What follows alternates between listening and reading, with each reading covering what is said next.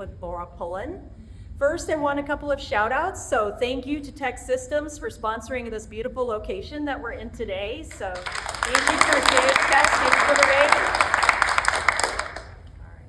And then also we have Kristen Lowry with Access Period with us today. So Kristen, if you'd like to come up and give a few minutes about your organization.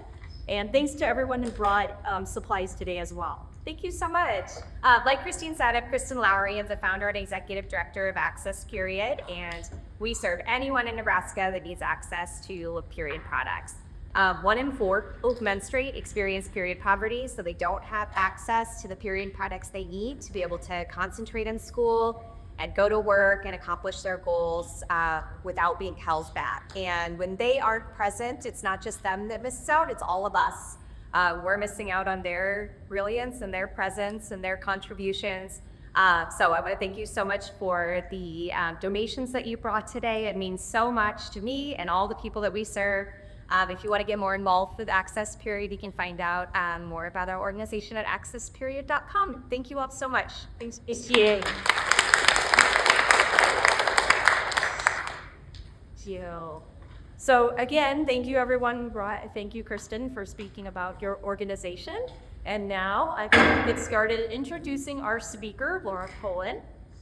So if you haven't already met Laura, I'd like to introduce her over here. So Laura was a successful high school student, engaged in multiple activities and spent a year studying abroad, and received her associate's and bachelor's degree within 5 years of graduating from high school. She turned her college internship into her first full-time position following graduation. She married her high school sweetheart at 21 and was a mom by 23. Addicted to methamphetamine by 24, lost that first professional job, and divorced by 25. Moved back in with her parents while she was working a 12-step program in rehab, searching for someone who would give her another opportunity to begin rebuilding her career, which came a year into her recovery. With her professional life back on track, and with a 6-year-old son, Laura remarried at the age of 29 to her second husband, which ended in divorce following a domestic assault incident. And then it was back to being a single mom of a 10-year-old, a full-time job, and a mortgage at 34. Today, professionally, Laura is a program manager at CSG, where she leads complex initiatives and drives collaboration. She understands firsthand the challenges of navigating high-pressure environments, managing change, and balancing ambition and well-being. She is a retired volunteer leader at our CSG women's organization we lead, and is always advocating for personal and leadership development at all levels of our company and across the globe. Personally, Laura is 21 years clean and a 12-year domestic assault survivor.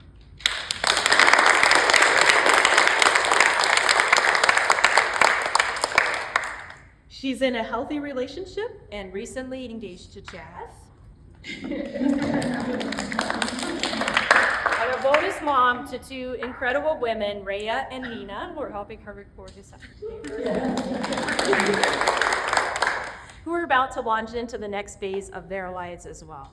And her son, now 23, is serving in the U.S. Navy as a sonar supervisor on submarines. So, most recently, Laura has added transformational coach, keynote speaker, and founder to her resume. She pulls on her personal and professional experiences to help professionals and leaders break through fear, build confidence, and create fulfilling careers and lives. Please welcome Laura today as she helps us unlock our braves.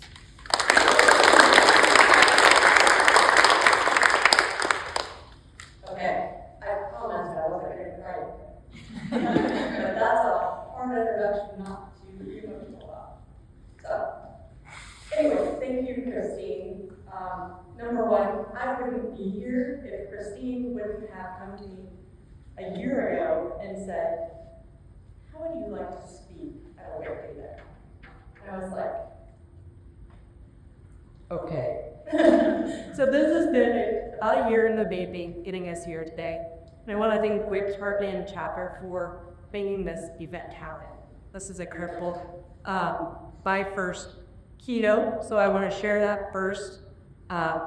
Honestly, I am shaking in my shoes, my heart's pounding, but I know the first time to do anything is awkwardness and reality green.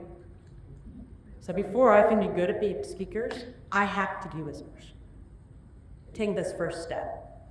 And I want to thank each and every one of you for being here, making this a safe space going to be messy today, because it's going to be a little mess as we go through in South Spanish.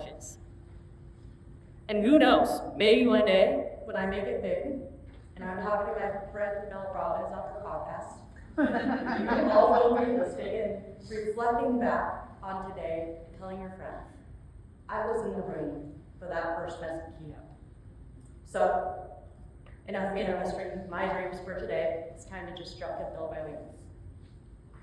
A real quick backstory before we get started. In 2022, when it was time to pick my word of the year, one word kept coming up: brave. The more I sat with that word, the more 5 more words started to reveal and exhaustion. And that's what we're here to talk about today. And later that year, in 2022, when I made the brave choice to invest in myself and enroll in the WICT program, I knew I was on the path of my calling. And in 2023, a volunteer rate ratio with 4. So let's get started, shall we? What would your life look like if fear wasn't in the driver's seat? Imagine meeting boldness, resilience, authenticity, vulnerability, and energy. Because that's what being brave is all about. Today, we're here to show you how unlocking your brave isn't just a choice. It is the key to transforming your career, your leadership, and more importantly, your life. So, B is for bold. Can we just start by saying yes to this keynote? Bold, right? Like, taking the lead to stand here and speak in front of you all day was a bold move that requires stepping out of my comfort zone, facing a few fears, not quite foreseen.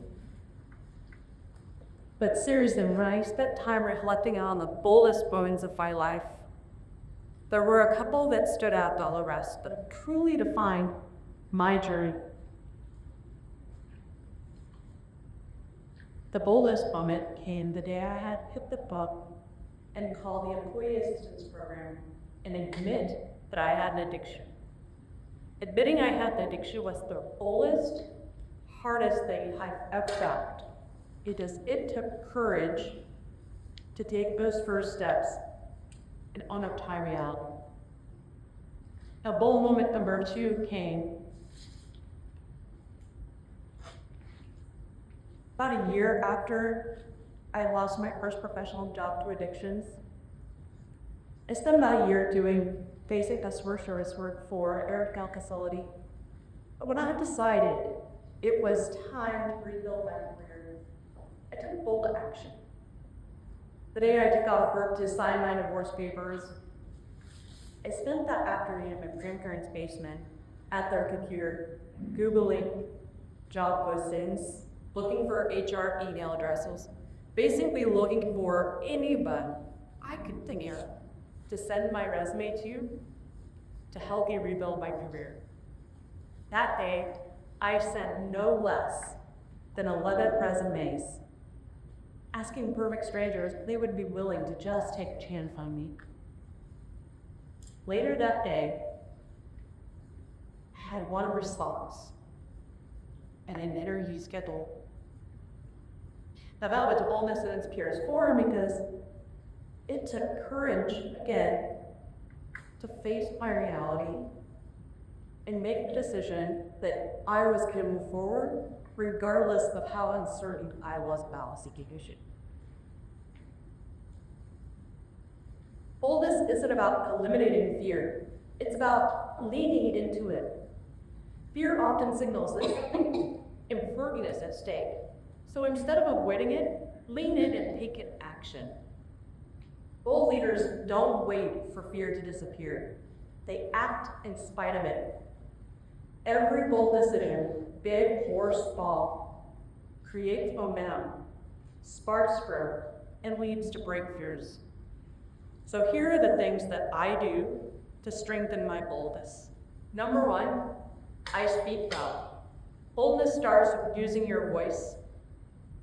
So challenge yourself to speak up, whether it's in a meeting or a simple conversation. Share an idea, ask the question, or offer that perspective that you know you've been holding back and it's deep down inside of you. You just haven't found it yet. Today's that day for you. Speak up and use your voice. Number two, I do one thing that scares me almost every single day. If fear is a sign of growth, don't avoid it.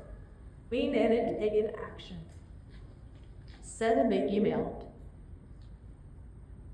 Make a phone call. Or ask for the opportunity.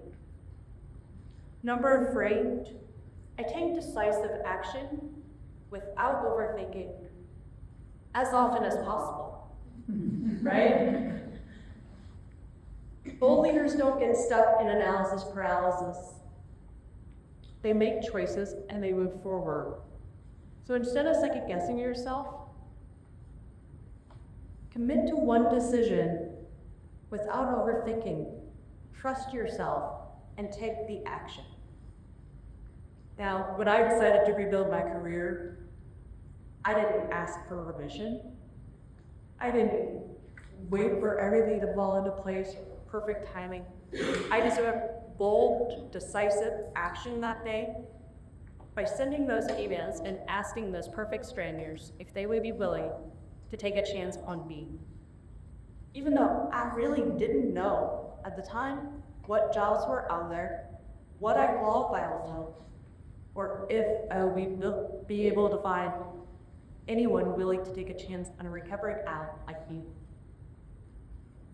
Boldness wasn't about timing or conditions. And boldness isn't about waiting until you feel ready. It's about taking action in the face of uncertainty. And the more you practice, the stronger your boldness will become. My life is now a journey filled with these small acts of boldness that have helped me build a bias toward action. And the lesson that I've learned is that the fastest way to learn is to do something. Anything. And if it doesn't work out, make another bold decision to take another action. So, what's one bold move you know could change your life if you acted on it today?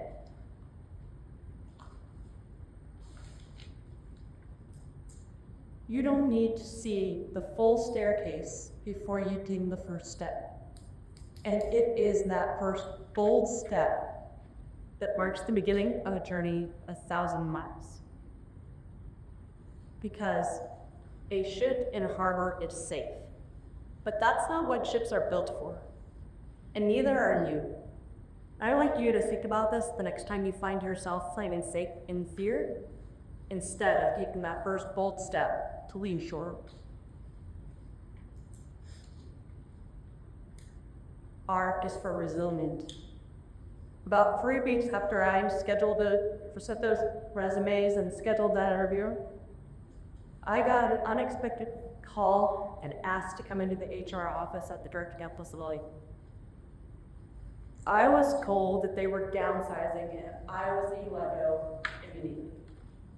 And I didn't know about you if you've ever been in this situation, but being in that seat and hearing those words, it's never easy. So resilience for me in that moment meant maintaining my composure. When he was done giving me all the information I needed to have about being laid off, I smiled, it just responded, "Thank you. It had to be me today. I'll be okay. In fact, I know a job interview scheduled for this afternoon, and I'm gonna get that job. Instead of spiraling into fear and self-doubt, I chose to embrace the situation with faith that something better was coming. And when it was all said and done, I gathered up all my things and I got empowered. I thought about what I was gonna do next. I headed over to Grandma Miracle's house, just in time for lunch. I didn't have time to take a nap and get myself ready for the ending. Resilience isn't about never failing. It's about how you rise. Challenges and setbacks are inevitable, but resilient leaders recover, adapt, and grow stronger. They manage stress, develop mental toughness, and maintain a growth mindset to navigate challenges. By modeling resilience, leaders inspire their teams to stay focused and embrace challenges. Here are the things I do to practice my resilience. Number one, I reframe challenges as opportunities. Yes, I know it sounds too cliche, but that doesn't make it any less effective. When faced with a setback, ask yourself, what is this trying to teach me? When faced with an obstacle, instead of viewing it as a roadblock, shift your mindset and view it as growth. This helps build resilience by focusing on learning rather than defeat. Number two, I activate my support system. Resilience isn't about doing it alone. It's about knowing when to lean on others. So reach out to someone in your network, whether it is a mentor, friend, colleague. Reach out to someone. Because sharing your thoughts and gaining perspective can help you maintain resilience and navigate challenges that are uncertain in life. Now, I turn to my parents for help. But here's the thing. At the beginning of my recovery, when it was clear I had to move out of my marital house, they didn't just let me move back in and offer a place to crash. Not Tina and Drew did not do this. They didn't enable me to stay in a place of pain. Instead, they held me accountable for the actions I needed to take to recover and make my own hard decisions. They didn't just offer comfort. They challenged me to take ownership of my recovery so that I could learn my way back to a place where I am square my legs again. That's the kind of support system that pushes you to be better, stronger, and more resilient. Now, my support system didn't just stop there. You've already heard a couple of stories of the support I got from my grandparents. When I lived a fair distance outside of the Omaha Council Bluffs area, they offered me a place in town when I was running from meeting and treatment sessions and to work and all the places I needed to be. A place in town to stop by, have a meal, share a conversation. Give me a hug when I needed it. Offering that sense of stability and emotional grounding. True support isn't about doing the work for you.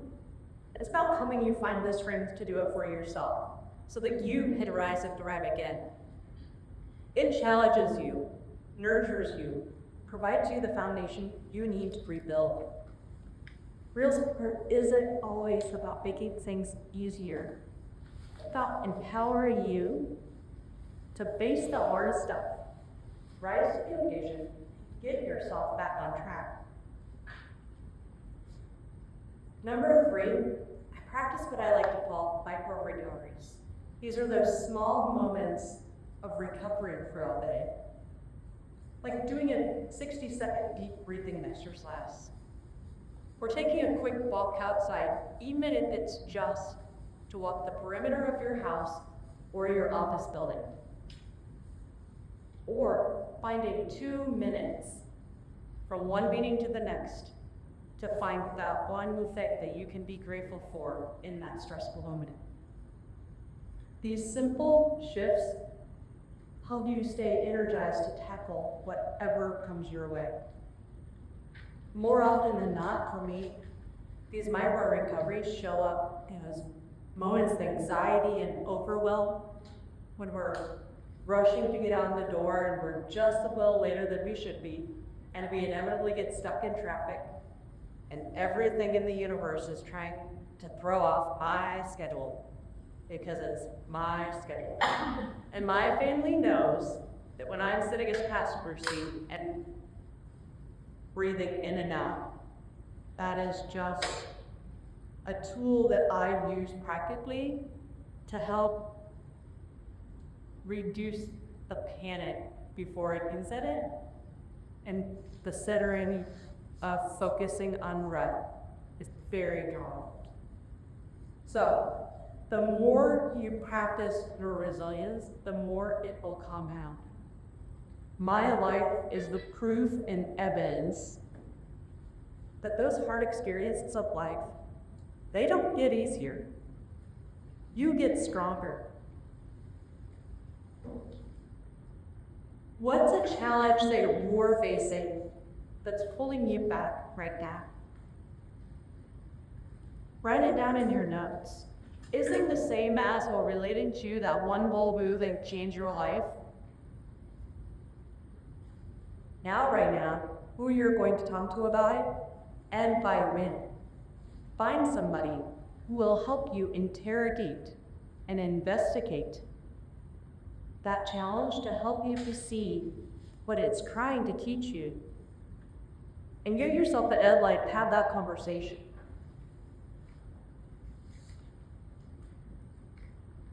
In life, we all face setbacks, whether it's losing a job or experiencing a personal trauma. The question isn't about how far you fall.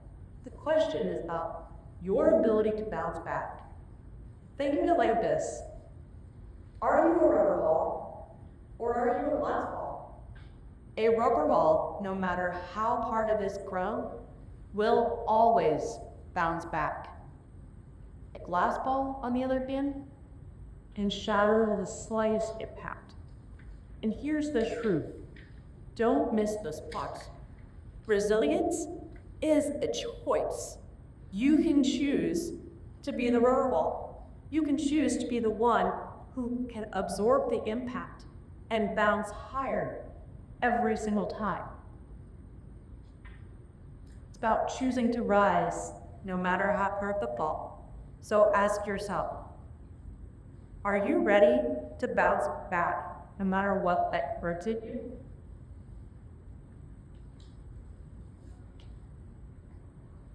A is for often. Now, there was mention in my introduction about my experience in project management. 2.5 decades, actually. Hard to believe that it's been 2.5 decades, but here we are. Today, I am recognized as a highly sought out resource for some of the most complex and challenging roles. But to be clear, while that is a representation of who I am today, that is not where it started. Once upon a time, I refused to accept a job with the title of project manager. Not that I wasn't doing the work of a project manager, I just refused to accept a title.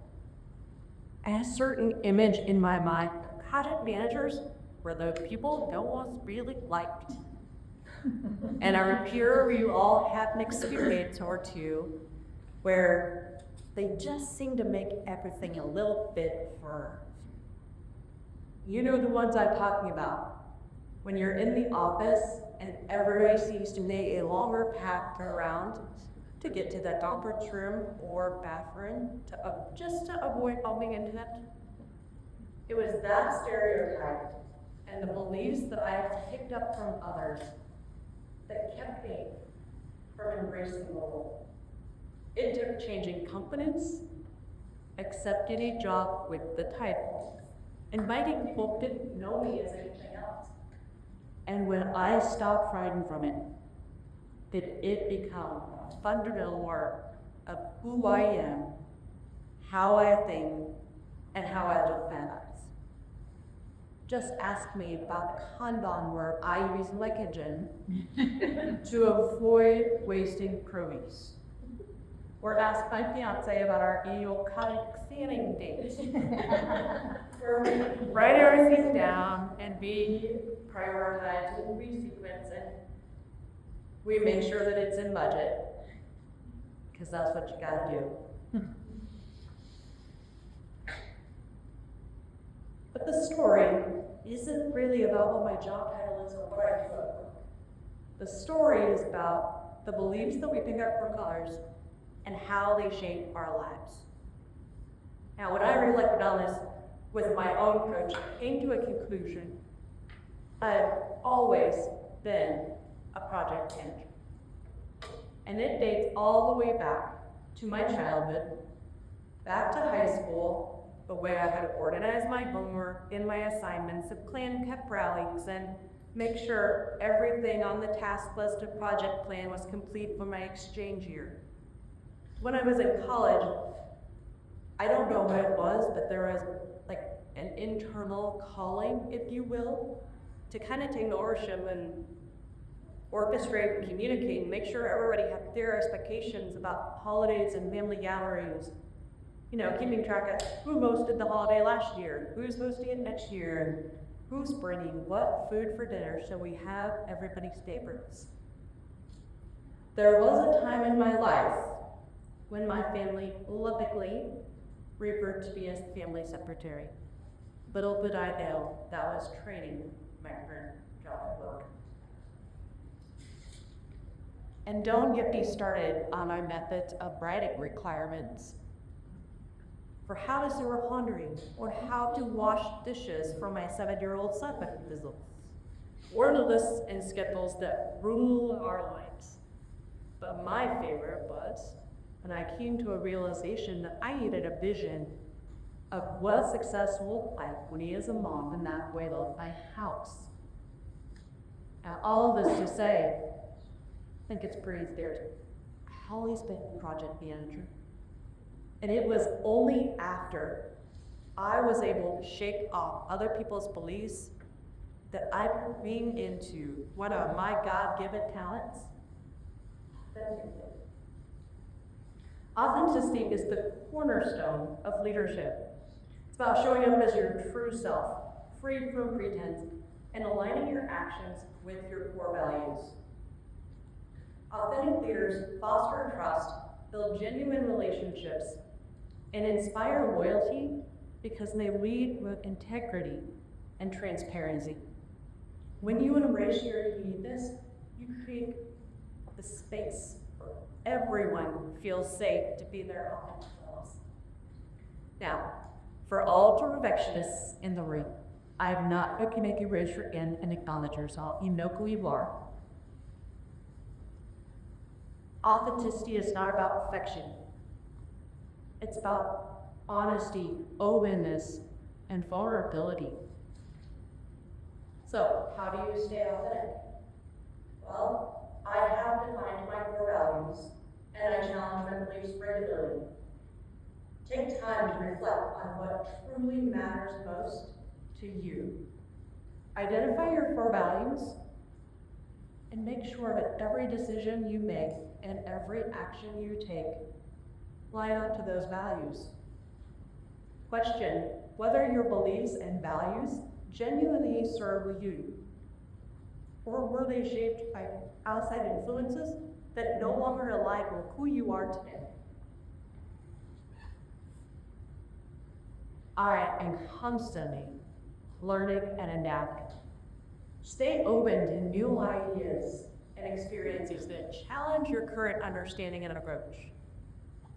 Growth happens when we are willing to reconsider long-held beliefs and explore new perspectives. Give yourself permission to evolve. Authenticity is not about saying the same, but rather aligning who you are and your true self as you learn and grow. I cultivate genuine connections with others. Authenticity flourishes in relationships built on mutual respect and trust. Surround yourself with people who encourage you to be your authentic self and who support your growth. Engage in meaningful conversations. Listen with empathy. And don't forget to share your own experiences, especially the messy ones. The more you connect with others in a real, authentic way, the real, normal way, the more authenticity you bring to your leadership. Okay, everyone, let's bring it out your phones. And to scan the QR code. This is a link to a free online values assessment. I have no affiliation with other than the fact that I found this online and I absolutely love it. The exercise involves selecting a list of values and then going through them in pairs, pitting one against another until you go through all of the combinations to help you truly decide what is more important to you. And when you do this, only your opinion counts. Don't approach this values assessment holding on to an idea or a thought that sounds something like, what does my mom, sister, friend, aunt, kids, teacher, dog expect to be more important to me? Or holding on to a thought that sounds like, what should be more important to me because of my job, position, title, or role at birth? Your values are personal. There's no right or wrong answer. So don't should all over your values. And after you've completed the exercise and you've identified your top 5, hang them up somewhere visible and watch how growing toward your values will help increase your authenticity, just like growing towards your strengths and talents maximizes your potential and increases your engagement and satisfaction in life. Okay, question for you to reflect on. Where are you holding back your authentic self? What would it look like to show up fully as you?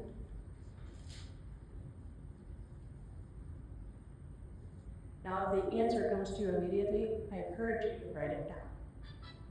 Acknowledge it. And then get to work on whatever it takes to shake whatever it is that is holding you back from being the newest you there ever was. Maybe becoming your most authentic self is the bold move that can change your life. Maybe it's all of or some of that challenge you're facing today that's pulling you back. Research has shown the most common regret people have at the end of their lives is not living authentically. In her book, The Top 5 Regrets of the Dying, Paladin Nurse Bodyware revealed the most frequently expressed regret people had was, I wish I had the courage to live a life true to myself, not the life others expected of me. Many people realize too late that they have spent much of their lives trying to meet societal or family expectations instead of pursuing their own passions. Fear of judgment, failure, and disappointing others often holds people back from fully embracing the truth of who they are. So living authentically is not just a courageous act, but it is one of the greatest gifts that we can give ourselves, and more importantly, the greatest gift we can give our families. It's about shedding the layers of expectation and showing up fully as you without apology. V is for vulnerable. Remember that interview I had that day I was let go from the Nightingale facility? By the third round of interviews, I found myself meeting with the two owners of this company, and one of them hit me with $1 million question. Now let's say you're working here, and in 90 to 120 days, I'm going to know something about you then that I don't know today. Tell me about yourself. Now remember, at this point in my life, I'm barely a year into my recovery. And I am still trying to land this job with these people I had no prior connection with. So I gave them my same answer. I was an exchange student in high school and I love Australia fruits. Oh, that's great. Tell me something negative. Enter the voice inside of my head at the reel that starts playing. Well, here we go. What do I have to lose? I don't have a job. I was just laid off. What's the worst that happens when I say it? They don't hire me and I have to keep looking? Till I took a deep breath and my outside voice said, I'm a recovering addict. I had challenges in my personal life. I lost my first professional job to addiction, and I have been working hard to put pieces of my life back together. I am looking for somebody willing to take a chance to help me rebuild my career so I can provide for my son. Thanks for your honesty. I'd love to offer you the job. Here's your starting salary. Wiki, sir. It really doesn't get any more vulnerable than that in an interview. And here's the kicker of the story. I was working there for about 6 months when it was time to do the website refresh for the company. And I found out the job I applied for, you know, if we go back to the beginning of the story, the day I was at a computer in grandma's basement, looking for anybody I could send a resume to, that job, that interview I had scheduled that day, I was laid off from the very family facility. That job wasn't even real. It was filler content on their website. They got a random resume from somebody for a job that didn't even exist. Now, I also found out that while I didn't have a connection to these folks, they had a connection to a former colleague of mine from the very job I lost to addiction. He already knew the answer to that question before he asked it.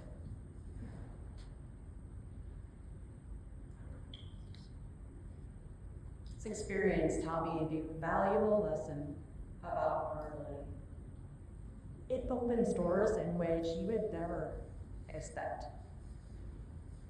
Now, vulnerability is not a weakness, but one of the greatest strengths a leader can embody. It's the courage to show up as your authentic self. Imperfections, fears, flaws, and all. Vulnerable leaders create authentic relationships by openly acknowledging their challenges, which encourages their teams to do the same. Vulnerability in leadership nurtures inclusivity and unlocks the potential for both personal and collective growth. So, how do I practice vulnerability? I acknowledge my challenges, my imperfections come up. Start by acknowledging being small imperfection or struggle in a simple conversation. I'm not suggesting we go shout at the rooftops. Start small. It can be as simple as admitting that you're still working or learning to get better in a certain area. For example, saying something like, I sometimes struggle to speak at yoga meetings. I'm working on building my confidence and being more intentional, so contributing my ideas can make you just a little bit more approachable. Number 2, I own my mistakes and I learn from them. And in 2.5 decades of project management experience, you bet there have been a mistake or two along the way that I have had to learn. Vulnerability is not just about sharing struggles, it's also about owning your mistakes. So think of a recent mistake or failure you've made and share it with someone. Try saying, I made this mistake on this project last week, but it taught me the importance of X, Y, and Z, and that was so impactful that I'm going to apply that lesson to every single thing I do going forward. This balances vulnerability with a focus on growth. Number 3, I am open about my fears and uncertainties. Vulnerability also means acknowledging fear. Being open about your fear helps to humanize you and will lead to greater empathetic connections with others. Now, like I said, leading with vulnerability does not mean oversharing. It's about showing up with courage, honesty, and openness.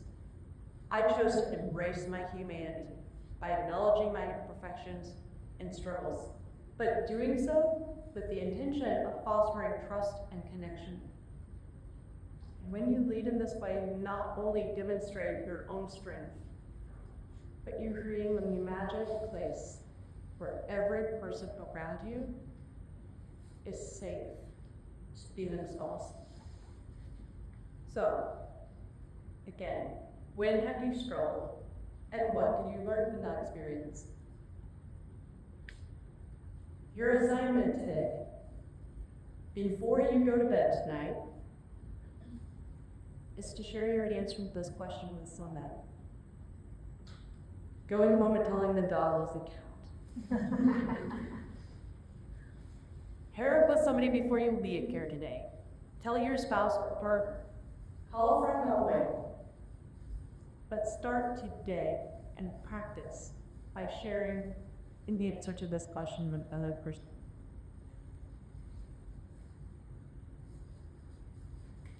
I'll never forget the day during my recovery when Pastor Mike came to visit. And we sat on my front porch and he shared something with me that was pretty profound and has stuck with me all these years. He said, life is like a road we're all traveling, and sometimes we veer off course, whether intentionally or not, and we find ourselves on a side road. And when you find yourself on a side road, you can never go back and undo what's been done to get to your main roads. Here's the powerful part.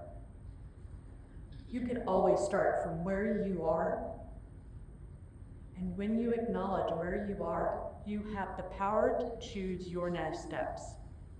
And that moment becomes the start of a new path, a new main road that you create through your steps and decisions and actions going forward. Vulnerability is about embracing where we are, accepting we are having perfections, we all do, and moving forward with courage.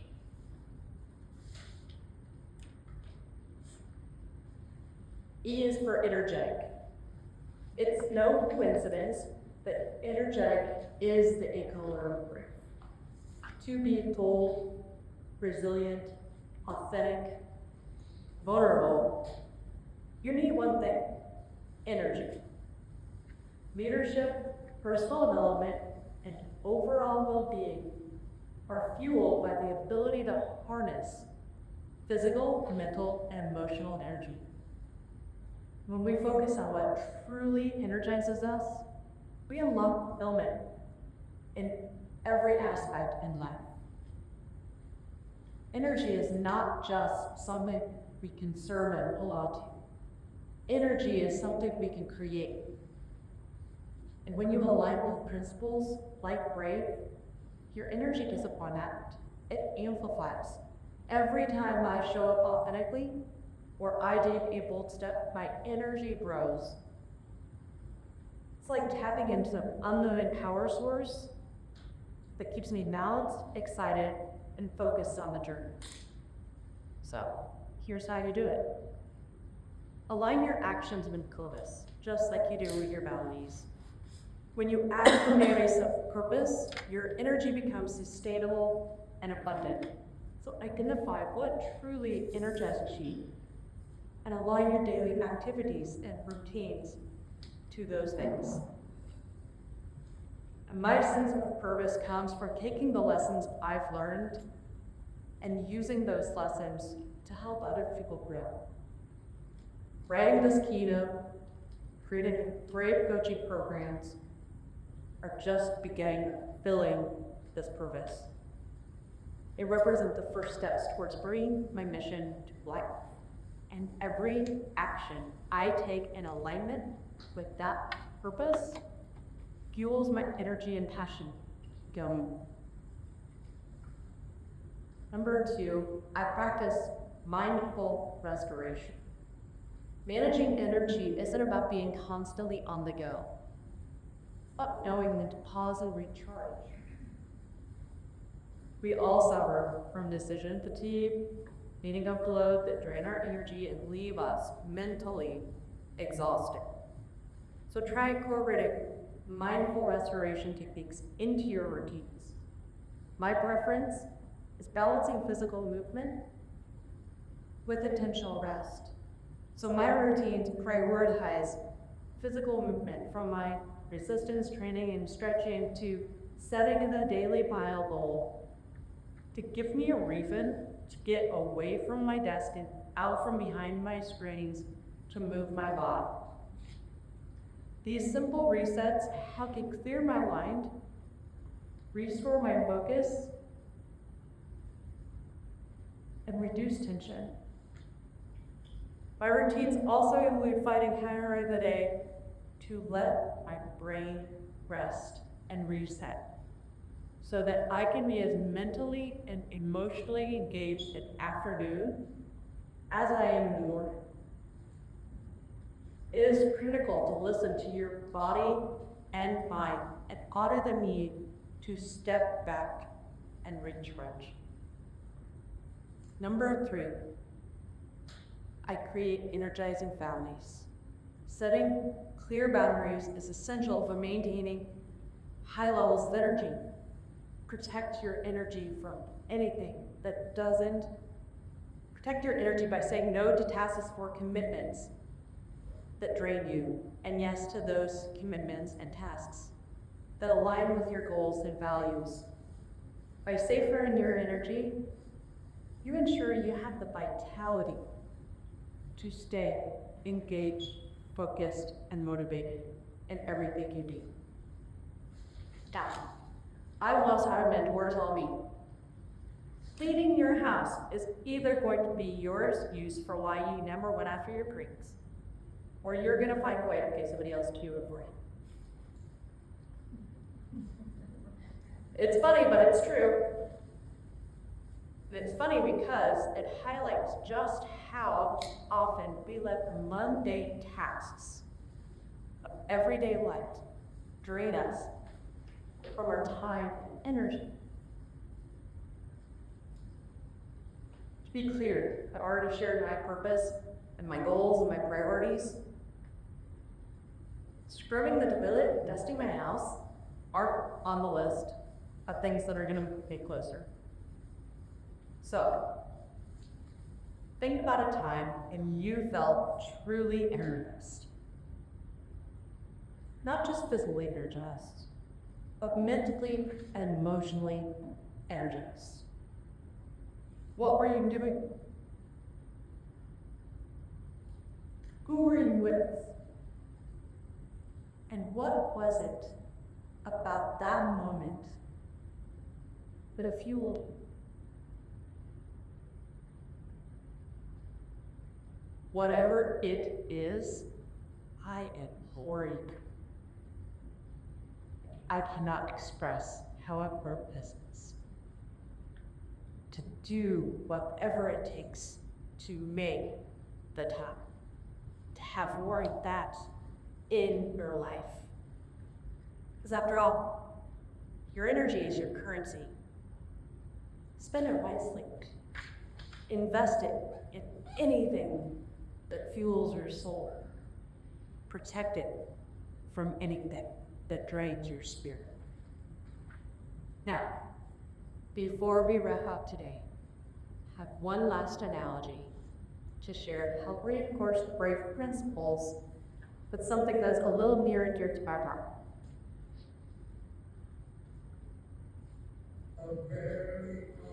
Be the first to get out on the dance floor. Take a rest between songs, but get yourself tag out of there. Move your body the only way you know how. When you find yourself having to be in charge and in control every single thing in your life, find a good partner, you take the lead so you can let go. And by the end of the night, when you are smiling from ear to ear, exhausted but with a cup full and ready to pour into others, stay brave. Thank you all for being here and embracing the brave principles with me. It has been an honor to share with you.